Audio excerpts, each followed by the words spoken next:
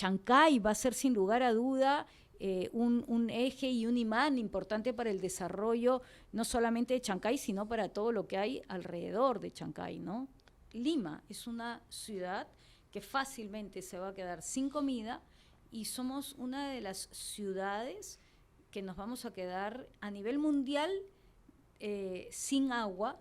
Sale mucho más caro aquel que desarrolla su vivienda de manera informal que aquel que en realidad se va a través de, digamos, redes formalizadas, tanto a nivel de su terreno, a nivel de la construcción, a nivel de inclusive la propuesta, digamos, de diseño. Bienvenidos a nuestro canal Foco Inmobiliario. Hoy ya tenemos un invitado de lujo, la arquitecta Cynthia Senfield, de Senfield Arquitectos, ¿no? Que es una arquitecta con más de 30 años de experiencia que vamos a compartir contenido súper interesante porque queremos aportar algo desde su conocimiento a esta comunidad inmobiliaria, a los inversionistas, a los desarrolladores, de todo el tema referente al rubro inmobiliario. Bienvenida arquitecta, un gusto tenerte acá en mi programa. Muchísimas gracias por la deferencia y por el tiempo. Y para empezar, arquitecta, coméntanos acerca de usted, ¿no? Cuéntanos un poco de su historia, de esa trayectoria muy importante de 30 años que usted tiene en el rubro de desarrollos horizontales, de investigación. Gilbert, antes que nada, muchísimas gracias. Nada que agradecer por mi lado, porque siempre que podamos conversar y de alguna manera compartir nuestros conocimientos, experiencias, etcétera, con la gente que nos escucha, es un gusto realmente. A ver, decidí estudiar muy tempranamente arquitectura. Como siempre digo, yo que sabía a esa edad que era arquitectura, pero hoy por hoy puedo decir que para mí es una pasión lo que hago. Y me interesa muchísimo los proyectos que generan un alto valor social, ¿no? Quiere decir desde las viviendas hasta si diseñamos un colegio, una universidad, alguna institución, eso es lo que nos interesa. ¿Cómo podemos generar a través de la arquitectura y del urbanismo calidad de vida, un alto valor para la comunidad? Entonces, en este sentido, hace 10 años llevé una maestría en la Universidad de Ingeniería, en la UNI, de gestión de vivienda, y a partir de ahí desarrollamos una serie de investigaciones que nos permitieron poder definir de manera científica cómo lograr un sentido de barrio y de pertenencia en conjuntos habitacionales que tuvieran una serie de espacios comunes, equipamientos necesarios para la vida diaria. Entonces, nosotros tenemos mapeado cómo deben de ser estas características en tanto organización, cómo se organiza la vivienda en relación a los espacios públicos, al equipamiento, cómo deben de ser las veredas, cuáles deben de ser peatonales, vehiculares, cómo debe ser el equipamiento, para que realmente genere que la comunidad viva en armonía. Y luego, dentro de los otros temas que también hago, es la academia, es enseñar en la universidad. En este caso enseño hace 5 años en la universidad, en la Pontificia Universidad Católica del Perú, y he enseñado muchísimos años antes en la Universidad de Lima, para también hacer lo que tú haces, entregar lo que nosotros recibimos en nuestro momento, y es nuestros conocimientos y nuestras experiencias, poderlas compartir con otros chicos que se están formando. ¿Cómo enfrentar Sabemos que en el Perú, no sé si es en toda Sudamérica, la informalidad es muy grande, ¿no? No se respetan los planeamientos, las estructuras, la arquitectura. Entonces, ¿cómo para usted como arquitecta, cuál es el principal reto cuando tú ves un proyecto? Y no Sabemos que muchos empresarios quieren sacar el máximo provecho del proyecto, ¿no? Pero ¿cómo enfrentamos esa informalidad para generar un desarrollo más adecuado, más acorde a la calidad de vida que pueda tener un habitante de ese condominio, de esa quinta, de esa vivienda? A ver, acá hay dos temas fundamentales. Uno, la informalidad, que es cierto que tenemos una informalidad muy, muy grande en cuanto al desarrollo de la vivienda. Y, y hay una serie de investigaciones, como la de Grade, que termina definiendo que en realidad sale mucho más caro aquel que desarrolla su vivienda de manera informal que aquel que en realidad se va a través de, digamos, redes formalizadas, tanto a nivel de su terreno, a nivel de la construcción, a nivel de inclusive la propuesta, digamos, de diseño, ¿ya? Entonces, creo que ahí hay un tema de formación que debemos hacer, como el que estás haciendo tú, para que se entienda que esa informalidad no necesariamente trae ni buenos resultados ni menores gastos, ¿ya? Lo que es importante de entenderlo. Aquel que, por ejemplo, no tiene saneado su terreno, el terreno no pasa a ser parte de, digamos, de la riqueza de la familia, que es importante, ¿no? Y se construye ahí, y al final, cuando la gente quiere pedir, por ejemplo, un préstamo o cuando necesita presentar su casa como un aval de lo que tiene, no funciona. Y es una pena. ¿Cómo cambiar ese chip que tenemos tanto desarrollador y tanto inversionista o cliente? Porque a veces nos resistimos, ¿no? Pensamos que sanear, llevar el debido proceso de un desarrollo es costoso, porque al final vemos que ese proyecto que no respetó los parámetros, que no respetó los espacios, termina siendo más caro, ¿no? ¿Cómo cambiamos ese chip de la gente para que termine entendiendo que debe comprar o debe desarrollar proyectos respetando todas las normas? Ahí yo creo que hay un trabajo importante que hacer a través de las municipalidades diversas. Lo que pasa es que vemos que en el país tenemos que la informalidad se deja ser y lo formal siempre es complicado. En realidad, ser formal en el país es complicado. Es complicado porque hay muchísimas trabas, porque hay muchísimas situaciones que pasar, digamos, para poder formalizar. Pero yo creo que la vía es la de la formalización definitivamente, porque aquel que está trabajando, por ejemplo, y no sigue los certificados de parámetros, en algún momento va a caer la municipalidad y le va a decir, oye, tú tienes un piso más. Y además hay que ser conscientes que estamos yendo en contra de la ciudad, que por algo hay una planificación, por algo hay un certificado de parámetros. Entonces, el que quiere realmente trabajar dentro de este rubro, creo que tiene que pensar que el respeto es transversal. Buena calidad para aquellos que se está construyendo, no transgredir la ciudad, ser respetuoso con el otro, que creo que es algo que tenemos que aprender a hacerlo. Vemos en países de primer nivel donde se respetan y qué bien se vive la calidad de vida en los edificios, ¿no? Por ejemplo, vemos la ciudad de Singapur, que se respeta mucho la naturaleza. ¿Y por qué no replicar eso? A qué se debe esa falta de conciencia, de criterio, de educación de los desarrolladores o también de los clientes, ¿no? Porque tampoco no exigimos mucho, ¿no? Y en donde cuando usted me dice que el ser formal es caro, Fernando me decía lo mismo, ¿no? El ser formal en el Perú es demasiado costoso porque... Y complicado a complicado, veces, ¿no? y complicado. Mira, una de las cosas, por ejemplo, que tenemos que aprender como ciudadanos es que la calle es de todos. Que no me agarro la calle para mi casa, que no me pertenece, o que no me agarro un espacio público y lo cierro para otras cosas. Porque ese es el espacio que a nosotros como ciudadanos nos compete a todos. Y nos compete a todos poder vivir la calle, poder vivir el barrio, poder vivir el parque, poder vivir la plaza. Entonces es fundamental tener en mente que esos espacios son inamovibles, intocables, que sirve para todos, ¿no? Y muchas veces se termina agarrando la calle, muchas veces se termina, digamos, utilizando estos espacios de manera no adecuada. ¿Usted también cree que eso también, el principal ente que contribuye a eso, de la informalidad también, son las instituciones o no lo ve desde ese punto de vista? Porque muchas veces vamos a la municipalidad a sacar una licencia para construir, nos lo niegan, ¿no? Por observaciones que no tienen ningún sentido técnico, más que político.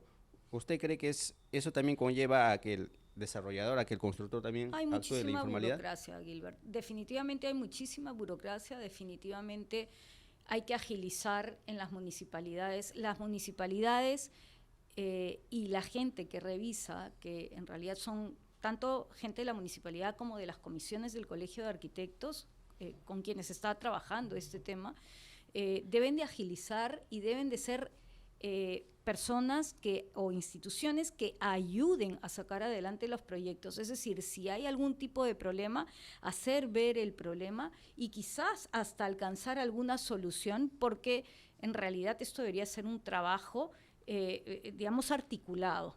Entonces, sí creo que hay que agilizar muchísimo y desburocratizar muchísimas de nuestras entidades, instituciones, para funcionar de mejor manera y facilitar las cosas para que no sea realmente tan tedioso la formalidad.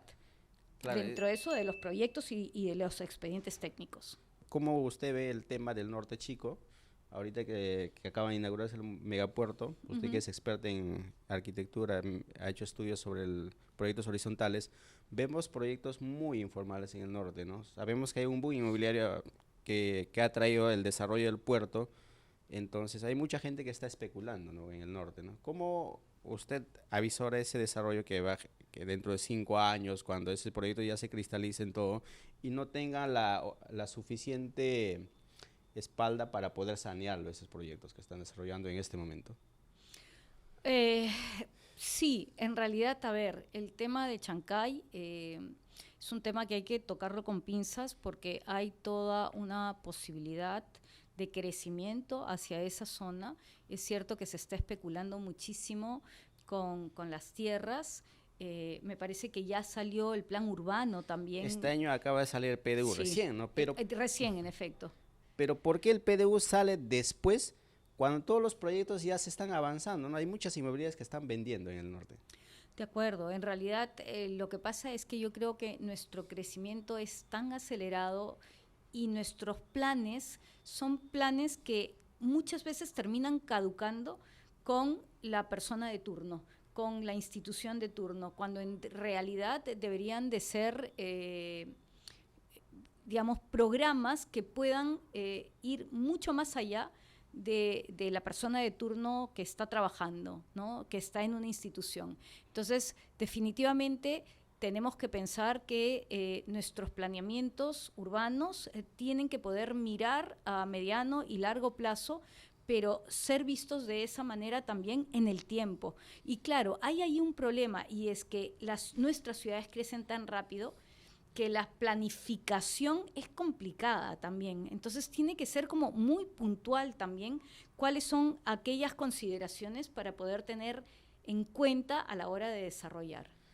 Yo me pregunto, ¿no? El PDU sale este año, pero algunos proyectos ya tienen 4 o 5 años, y esos proyectos que no han respetado las normas, ¿cómo lo van a sanear en el futuro, no? Yo me pregunto, ¿no? Si un inversionista compró mi lote acá, pero por ese lado pasa una carretera, entonces ahí viene también el gran problema, ¿no? No quiero ni siquiera imaginarme cómo lo van a solucionar. En realidad es un problema. Es un problema desde el punto de vista de servicios o falta de servicios, desde temas de infraestructura, desde temas de equipamiento, si hay equipamientos cercanos o no. Si estoy vendiendo igualmente, por ejemplo, una unidad de vivienda dentro de un conjunto que no va a tener movilidad cerca, que no va a tener un equipamiento de colegio, esa es la falta de previsión, y eso es además la manera como nos estamos comiendo, digamos, todas las zonas periféricas de las ciudades, que van a traer como consecuencia también el que el agro, digamos, no esté cerca a las ciudades, el agua, la comida, etcétera, ¿no? Sí, hemos hecho un estudio más profundo por el norte, más por el desarrollo del boom inmobiliario que hay, y hemos identificado eso, ¿no? Porque hay proyectos que no dejan las pistas adecuadas para una vivienda, las condiciones de servicios, desarrollan proyectos a unos 20 kilómetros de la ciudad ofreciendo todos los servicios, ¿no? Cosa que es imposible, ¿no? Entonces, pero en gran parte también las instituciones son responsables porque no aceleran los procesos de los trámites, todo eso. ¿Usted cree que la responsabilidad también es de ambas partes, ¿no? Sí, por supuesto, es de ambas partes, pero igualmente aquel que invierte, y si tiene un tema de responsabilidad, debería estar pensando que aún así, a pesar de las dificultades, las cosas hay que hacerse por las vías adecuadas. O sea, creo que ahí hay un tema de perseverancia, que hay que lograrlo, porque si no, es difícil crecer como país, es difícil crecer como comunidad, como sociedad. Entonces, definitivamente, a pesar de las trabas que deben de haber, o que hay, perdón, hay que pensar en que las cosas se deben dar por las vías adecuadas. Porque en Lima vemos también, pues, ¿no? Hay demasiado desorden, ¿no? Pues hemos crecido de forma desordenada, ¿no? En el futuro deberíamos crecer de acuerdo al planeamiento urbano. ¿Cómo observas las periferias de Lima, por ejemplo, que no han respetado los procedimientos? Entonces vemos mucho desorden, al final termina siendo más costoso la vivienda en esa zona, ¿no? Porque los servicios son caros, pagan más elevado los servicios básicos. De acuerdo, como el agua, por ejemplo, ¿no? Mucha gente, digamos, que vive en las periferias de la ciudad no tienen agua, no tienen espacios públicos, claro, hay esa carencia. El gran problema es el costo del suelo. Ese es el gran problema. Y entonces, si nosotros tenemos subsidios en los programas de vivienda de interés social, como puede ser Techo Propio, Mi Vivienda y todas sus acepciones, el gran tema es que no necesariamente el costo del terreno encaja dentro, digamos, del costo que debería de tener estas viviendas, ¿no? Entonces terminan siendo viviendas periféricas y esas viviendas periféricas no necesariamente tienen los servicios, la infraestructura y el equipamiento que se requiere. Entonces seguimos con esta línea, que es la línea de la vivienda informal, en donde primero genero la casa y tengo que esperar 1 o 2 décadas a que me llegue el agua, a que me llegue el desagüe, a que me llegue, por ejemplo, las vías, las aceras, las veredas y el espacio público. Y eso no significa que estemos dando calidad de vida, es decir, no la estamos dando de esa manera. ¿A qué se debe eso? ¿Es porque el crecimiento ha sido tan vertiginoso de la población o nuestras instituciones no han tenido un adecuado funcionamiento? Las dos definitivamente. Vemos que hay municipios que no cuentan con recursos, empezando porque tenemos, si no me equivoco, 52 municipios en Lima. ¿Cómo 52 municipios se ponen de acuerdo para hacer crecer una Lima con una cierta lógica, cierta articulación? Ya es complicado, pero también vemos que hay muchísimos municipios que no cuentan con dinero suficiente como para generar, por ejemplo, sus planes, como para además poder revisar qué es lo que se está haciendo, ¿no? Que hay una falta también de cercanía de muchas municipalidades hacia los proyectos que se están desarrollando.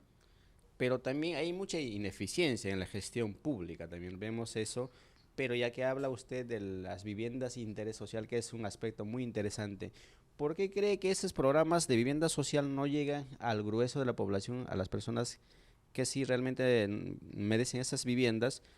No tienen ese impacto tan fuerte en todo el país, ¿no? Porque vemos al interior del país hay mucha gente que no conoce de la existencia de esos programas sociales. Mira, yo creo que ha habido en estos últimos años problemas con respecto a la cantidad de bonos y subsidios que se están dando.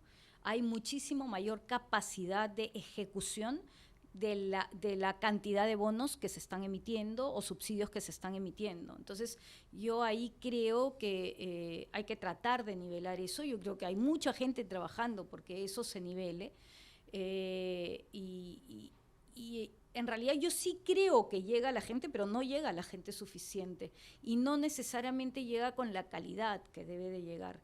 Porque lo que hay que tener en consideración es que si estamos hablando de una vivienda de bajos recursos, vamos a decirlo Claro. así, de bajos recursos, eso no quiere decir que no hay condiciones mínimas que tenga que tener esta vivienda para que realmente sea vivible, para que realmente permita que la familia genere ahí sus mejores relaciones de establecimiento a nivel productivo, a nivel de vida diaria, y no porque estemos haciendo una vivienda de bajos recursos podemos dejar, digamos, cualquier tipo de proyecto, cualquier tipo de resultado.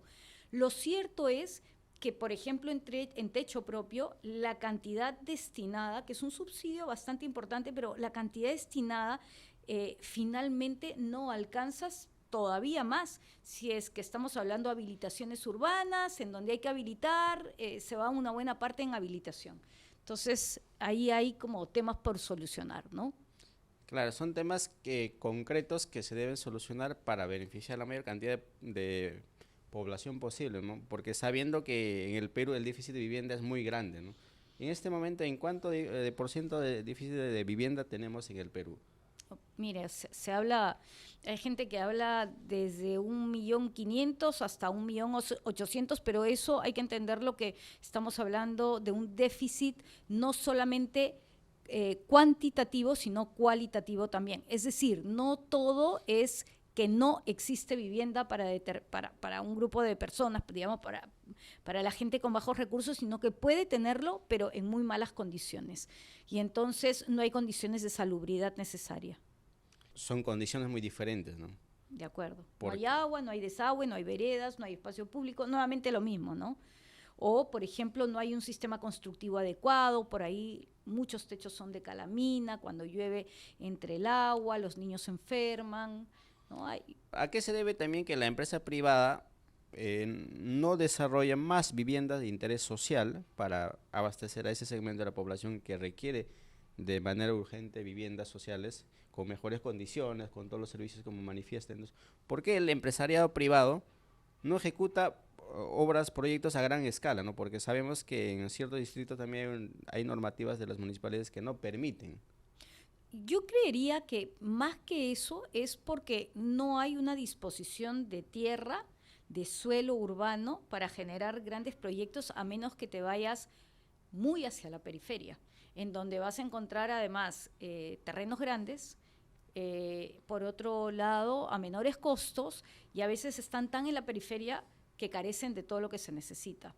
Ese es un poco el problema por el cual nos está dando. Ahora, yo creo que el privado sí está en disposición de generar vivienda, pero nuevamente creo que no hay los suficientes bonos emitidos o subsidios para que se pueda construir la cantidad que se necesita y de la manera como se necesita.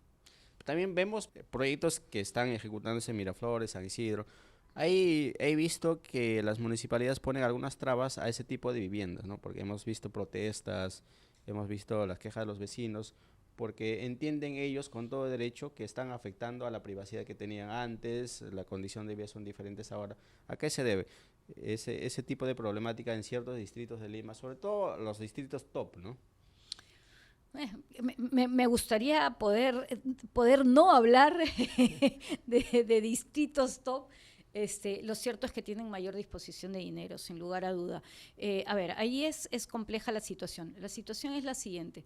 Hay municipalidades definitivamente que no quieren que se desarrolle viviendas de bajos recursos. En otros países hay que entender que un proyecto puede tener diferentes tipologías de vivienda adentro, o sea, desde una vivienda muy cara hasta una vivienda mucho más económica dentro, por ejemplo, de un mismo conjunto.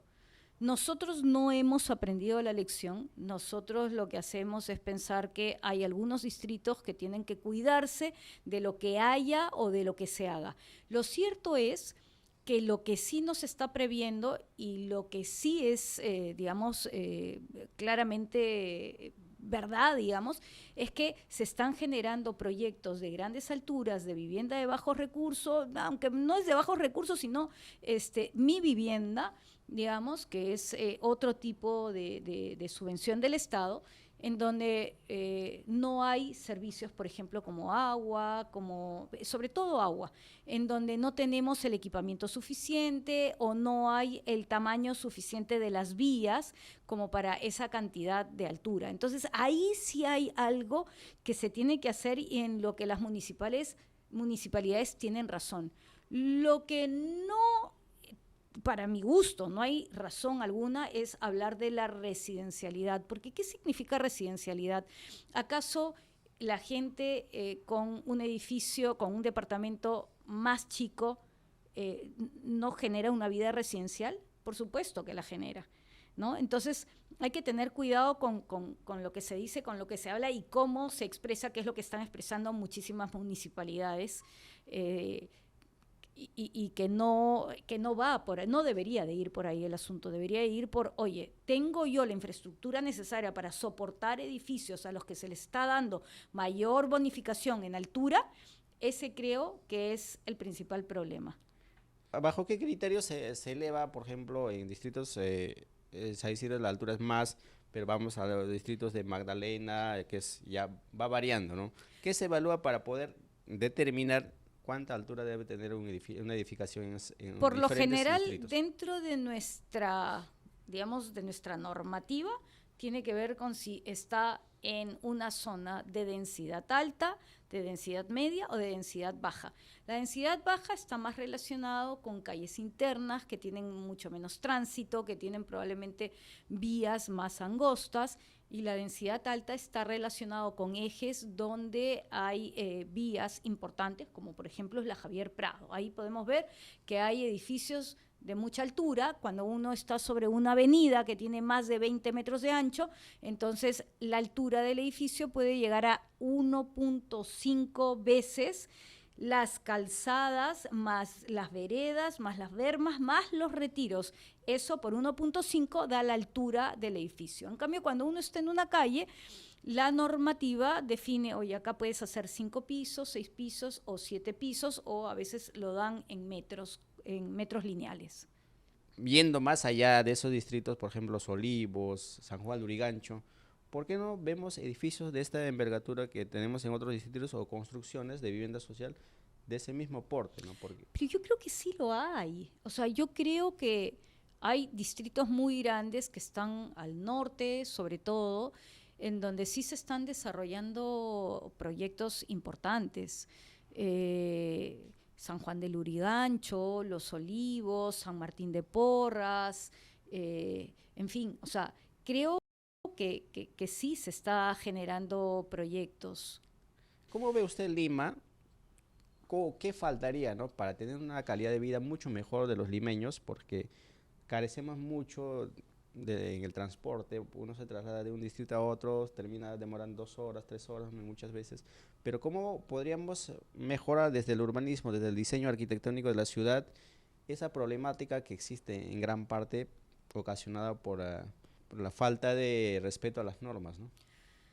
Es una pregunta interesante, porque una manera de generar mayor calidad de vida parte no solamente desde la vivienda es la unidad mínima que permite la generación de otras redes dentro de la ciudad. Entonces, lo primero es la movilidad, como bien lo has comentado, porque si yo tengo que movilizarme 2 horas y media de ida y 2 horas y media de regreso, estoy ocupando casi un quinto de mi día en transportarme. De por sí ya ahí se ha mermado por completo mi capacidad de generación de la vida diaria o de la vida familiar en las pocas horas que me quedan. De otro lado, hay que respetar y generar espacios públicos. No necesariamente son parques, pueden ser plazas, lugares donde me pueda sentar, donde pueda tener sombra. Es fundamental. Ahí ya estamos hablando de algunas redes, espacio público, movilidad. ¿Ya? Luego ya nos vamos a la vivienda misma, y esa vivienda ya lo hemos vivido en el COVID. Hemos visto la necesidad imperante que había, por ejemplo, de generar algunos espacios intermedios entre la ciudad y la vivienda, como podrían ser unas pequeñas terrazas, unos balcones, que nos permitan tener esa relación con el exterior. Generar una vivienda que sea amable, que nos permita relacionarnos con el exterior, porque además estamos viendo cómo la tendencia, y es una tendencia que no solamente se da acá, es una tendencia mundial, a generar viviendas más pequeñas, pero para tener una vivienda pequeña necesito redes de urbanidad que me los brinde la ciudad, y eso es lo que las municipalidades deben de prever, ¿no?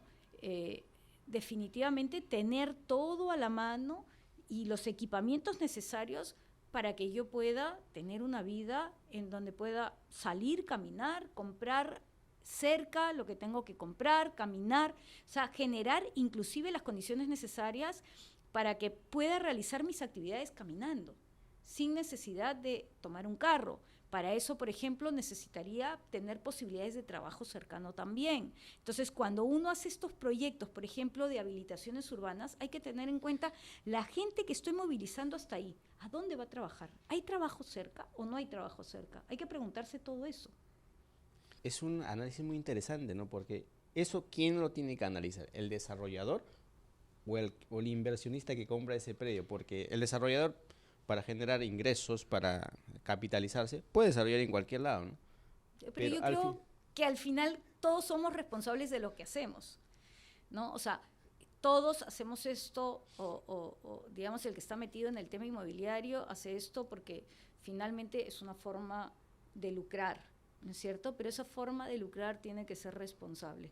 Si yo puedo prever, por ejemplo, si me estoy yendo lejos, tendría que estar previendo cómo podría estar dotando de ciertos equipamientos comerciales, por ejemplo, algún tema de educación cercana, ver si estoy con un proyecto grande, cómo puedo acercar a la gente si no tengo, por ejemplo, todavía ningún tipo de sistema de movilidad que llegue.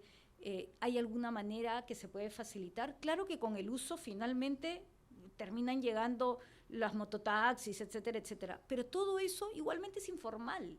No estamos, estamos llenando la ciudad de un tránsito pesado, de un tránsito además un poco egoísta porque es un tránsito de uno en uno, o sea, de familia o de una persona en vez de tener una movilidad colectiva que agilice todo el tráfico que tenemos. Claro, el otro gran factor también del tráfico que tenemos, como decía Fernando, no se planifica en la ciudad, ¿no? Por ejemplo, vemos en el Perú y Chancay, el Ministerio de Transporte pretende hacer una pista por el medio de la ciudad, eso decía Fernando, ¿y por qué no hacerlo en las periferias para no molestar, para no congestionar con el tráfico que va a generar el puerto, ¿no? Por ejemplo, ¿por qué no hacer eso?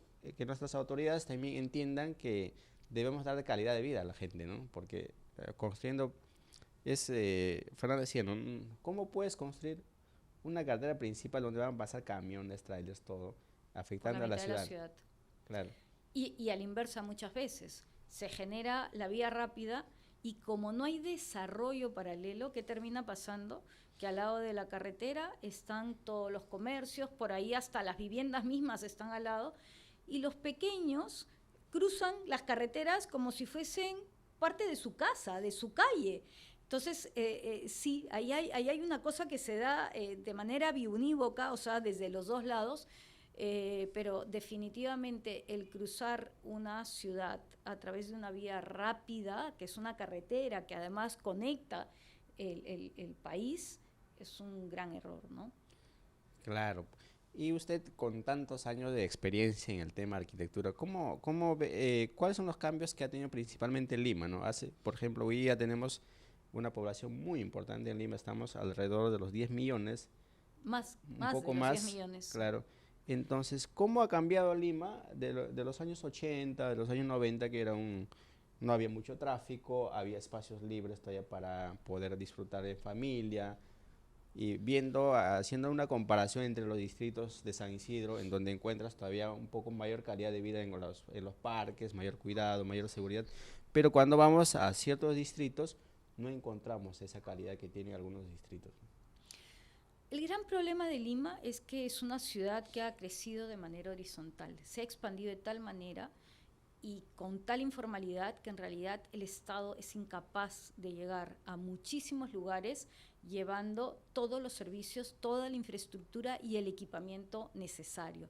Entonces se han ido generando una serie de núcleos independientes que muchos de ellos además no terminan de consolidar, y vemos cómo Lima se sigue extendiendo cuando en realidad lo que habría que comenzar a hacer es densificar las zonas que todavía se mantienen como una densidad baja y que podrían claramente, por ejemplo, tener una escala bonita, no de un edificio inmenso, digamos, porque no vamos a pasar de una casa pequeña Claro. a un edificio inmenso, pero podrían haber proyectos de 5 o 6 pisos que mantengan una escala muy bonita, de calle, de barrio. Entonces, densificar creo que es una buena manera de no seguir extendiendo, no seguirnos comiendo las tierras agrícolas, etcétera, etcétera, ¿no? Las zonas agrícolas, ¿no? ¿Qué va a pasar con esas tierras productivas que teníamos ahora o que teníamos antes? Porque la zona norte era la dispensa de Lima, ¿no? ¿Cuáles son las consecuencias que va a generar eso? El costo de los alimentos. ¿Qué consecuencias más trae ese desarrollo Cuando que es? tengamos problemas de agua, cuando tengamos problemas climáticos, yo creo que somos Lima, es una ciudad que fácilmente se va a quedar sin comida y somos una de las ciudades que nos vamos a quedar a nivel mundial sin agua. eh, yo creo que no en mucho tiempo, o sea, estamos corriendo esos riesgos. Claro, porque lo hemos visto en la pandemia, ¿no? Porque hay gente que vivía en un cuarto 5 o 6 no tenía espacio para poder distraerse, para poder salir, porque estuvimos encerrados. Entonces hemos visto mucho sufrimiento. Mucha gente que vivía en las periferias en cuartos alquilados se tuvieron que ir a sus ciudades caminando. Entonces, pero ¿cómo podíamos mejorar desde esa experiencia para que no nos vuelva a pasar eso y hacer de Lima una ciudad más agradable, más amigable con la calidad de vida que queremos tener? Yo creo que ahí son diferentes agentes los que entran a tallar, ¿no? Desde las municipalidades, los gobiernos regionales, por otro lado, desde los inversionistas que generan proyectos de vivienda colectiva, pero también hay un tema de trabajo cercano con gente, por ejemplo, a los que se les puede desarrollar proyectos de sitio propio, es decir, tienen su terreno y quieren hacer su casa, el que tengan un asesoramiento adecuado para que sepan, por ejemplo, que eso no cuesta más.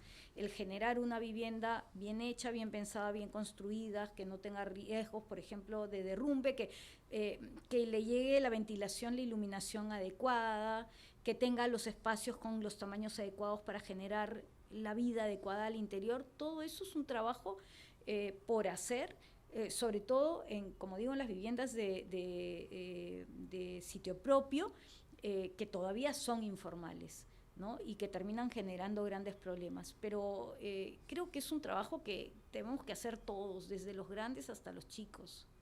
Claro, porque es un trabajo en conjunto, no solamente del empresariado, de las instituciones públicas, sino creo que tiene que ser un conjunto de equipo multisectorial que tiene que hacer ese proyecto, ¿no? Ese es en el caso de Lima, pero ¿cómo ve hablando ya de tema más macro a nivel nacional, ¿no? Toda esa problemática que tenemos? Creo que hay tremendas oportunidades de hacer muy bien las cosas a nivel de otras regiones en Lima.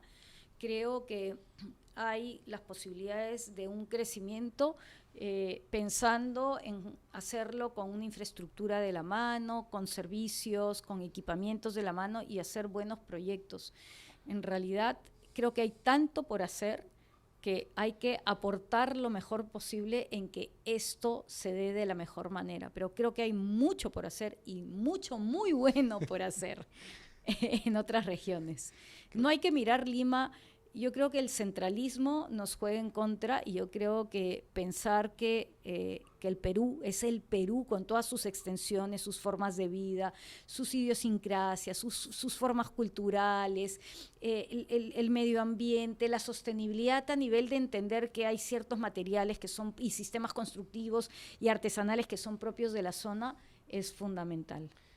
Es importante ver desde ese punto de vista, pero ¿por qué usted cree que la mayor parte de la población, de la gente, siempre ve a Lima como la primera opción para vivir, ¿no? ¿Por qué no mirar también nuestras propias ciudades, desarrollarlos, hacerle una ciudad más atractiva? Yo creo que estamos en una etapa en donde está comenzando a crecer otras ciudades importantes. Definitivamente creo que el hecho de mirar Lima con el centralismo que lo hemos visto es parte, digamos, de cómo se ha desarrollado la política y de ese centralismo es parte inherente de cómo se ha desarrollado literalmente el Estado peruano. Pero hoy por hoy yo creo que está comenzando a desarrollarse las regiones y por eso digo que creo que hay muchísimas posibilidades de hacer las cosas bien y de comenzar a proveer de no solamente de la vivienda, sino de todas las redes de urbanidad que se necesitan dentro de las viviendas en diferentes regiones del país.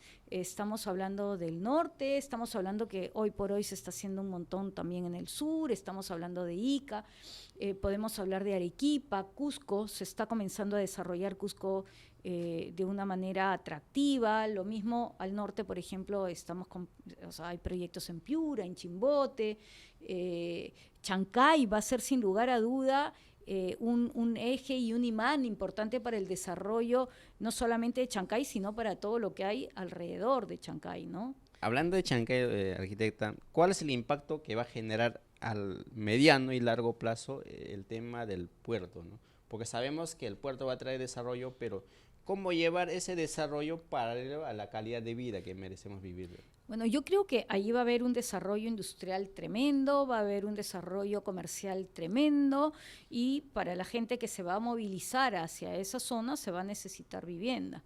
Entonces, hay las posibilidades de conectar estos tres ejes de manera inteligente y bien pensada para, digamos, poder generar la vivienda necesaria para las actividades que se van a dar.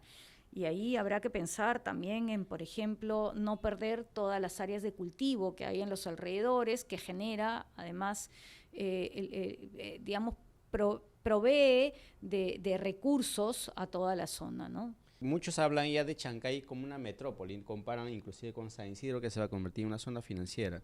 ¿Usted lo ve desde ese punto? ¿Va a llegar a ese punto de desarrollar Tomará su Chancay? tiempo, pero yo creo que se vienen cosas grandes alrededor de Chancay. O sea, industria pesada va a haber, industria liviana va a haber, comercio va a haber. Que si se va a desarrollar de manera inmediata, me imagino que no. Que si va a crecer y puede crecer desordenadamente, me imagino que sí. O sea, si es que las cosas no se hacen bien y no se prevé todo esto, puede terminar muy bien como puede terminar no tan bien. ¿Cómo contrarrestar esa informalidad también es muy importante? ¿Cómo hacer que esa ciudad Chancay, Huaral, las zonas aledañas al puerto pueda crecer de forma ordenada, con calidad de vida para la población, con las facilidades que va a generar el puerto, con las fábricas, con los almacenes?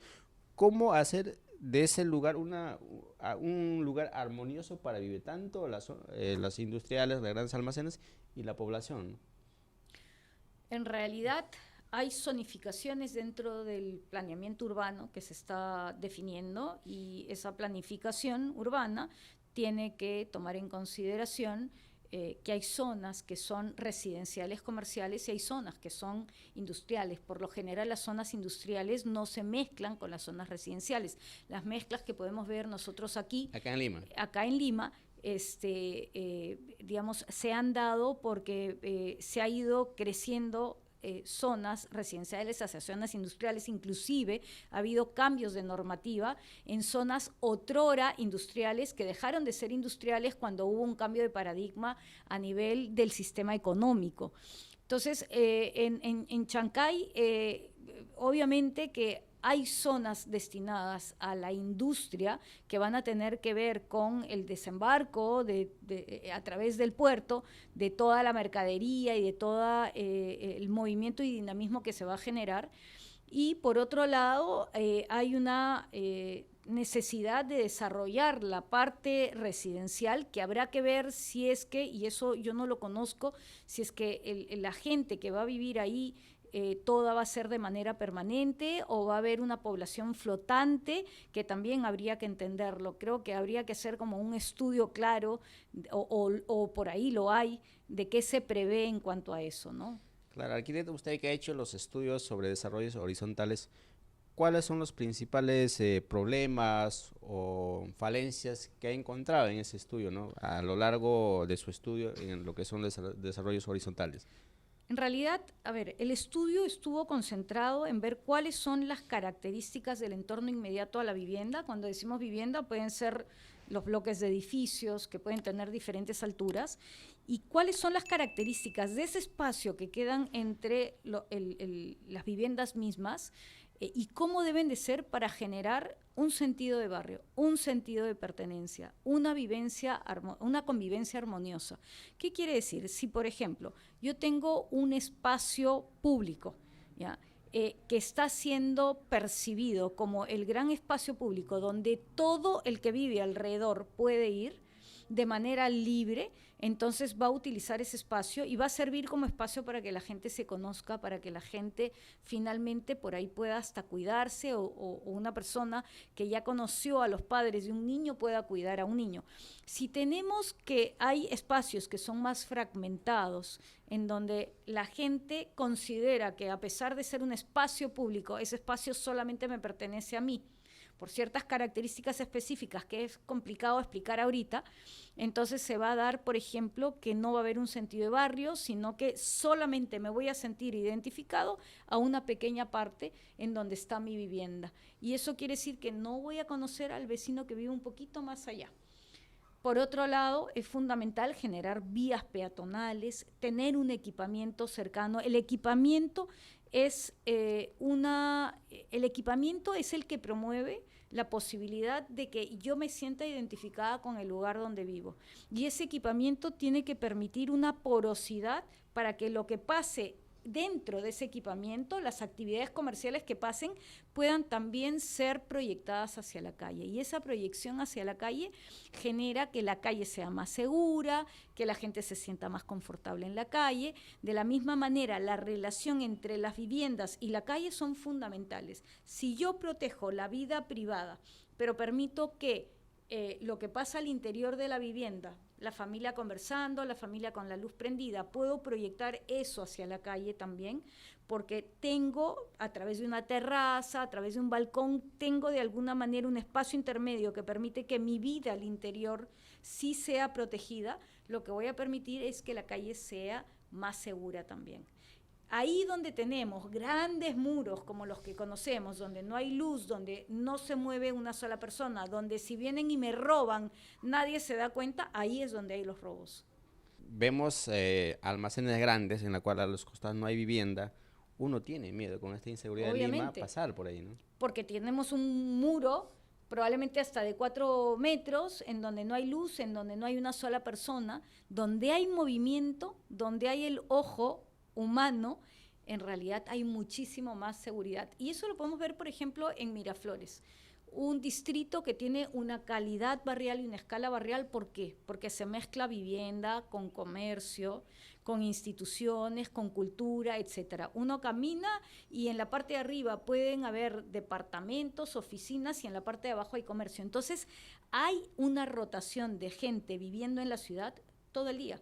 Desde la mañana en la vivienda, después durante el día en el trabajo, pero en la noche sigue habiendo gente porque ahí también vive gente. Entonces no hay esa disgregación entre el trabajo y la vivienda, o entre el comercio y la vivienda, porque además se tiene esa idea que en las zonas residenciales no debe de haber comercio. Graso error, claro que debe de haber comercio. Claro que yo debo de poder bajar y tener una cafetería, mi farmacia, mi bodega, etcétera, a la mano, porque además genera una dinámica con la calle que es fundamental para vivir tranquilo. Porque ya no tienes la necesidad de trasladarte a otro sitio para poder consumir, ¿no? No sacas carro, no generas más polución, no generas más emisión de carbono, una serie de cosas. Eso también es un gran problema cuando uno va, por ejemplo, en conjuntos residenciales, cuando quiere sacar un permiso, muchas veces te lo terminan negando, ¿no? Vemos también el caso de... No te lo niegan, lo que pasa es que... Es complejo sacarlo. Te ponen, sí, trabas. Hay trabas, exacto. Es complejo sacar, pero para el inversionista, para el emprendedor que está comenzando, ponerle una traba es como ponerle una sentencia, ¿no? Por eso se tienen que asesorar se tienen que asesorar bien. Ese es un tema importante. Ese asesoramiento tiene que ver con un proyecto que pueda funcionar bien con la normativa, pero que no solamente la normativa sea lo que reglamente el proyecto, sino que también la calidad del proyecto, ¿no es cierto? Y asesoramiento en alguien que pueda tramitar de manera adecuada. O sea, yo creo que hay que estar de la mano con una buena asesoría. Ahorra muchísimos dolores de cabeza. Pero ¿por qué no nos asesoramos muy bien antes de ejecutar un proyecto? Te lo pregunto yo a ti. Arquitecto, usted con su conocimiento, ¿por qué crees que, por ejemplo, la mayoría de la gente no nos gusta asesorarnos, ¿no?